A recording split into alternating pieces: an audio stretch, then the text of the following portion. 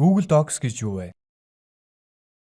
Google Docs бол онлайн горонд бичвэр боловсруулах програм юм. Компьютерийн бичвэр боловсруулах програмаас хоёр зүйлээр даваа байдаг. Үүнд нэгт бүх бичиг баримтууд үүлэн технологид суурилсан санд хадгалагдана. Ач холбогдол нь та ямар ч компьютер, бусад дижитал төхөөрөмжөөс хүссэн цагтаа баримт файлдаа хандах боломжтой.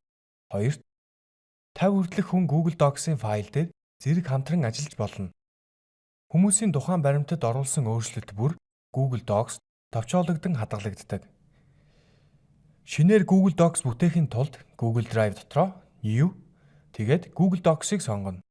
Эсвэл docs.google.com гэж ороод Gmail хаягаараа нэвтрэнэ. Бэлэн загвар ашиглахыг хүсвэл Google Docs-ийн нүүр хутаст нэвтрэнэ. Дэлгэцийн зүүн дээд болонд байгаа цэнхэр дөрвөлжинг дарна.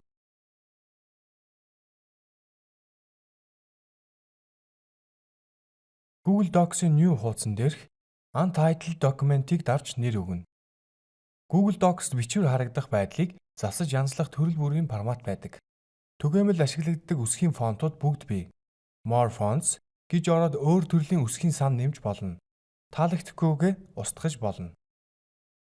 Энд байгаа багсны зурагтай зэс бол хэвжүүлэлтийг хуулах хэрэгсэл юм.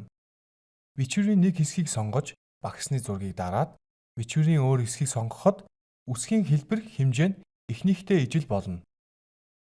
Бичвэрийн өнгийг солих бол будах хэсгээ сонгож тодруулаад дээр байгаа text color дээр дарна. Харин бичвэрийг highlight хийж тодруулахыг хүсвэл highlight, select the color command ашиглана.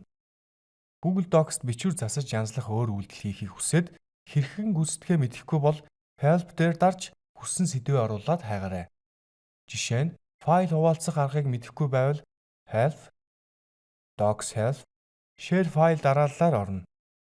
Google Docs програм бол баримт бичгийн файлыг олон хүн дундаа ашиглаж хүссэн цагтаа дуртай газраасаа хамтран боловсруулах боломжийг бидэнд олгож байна.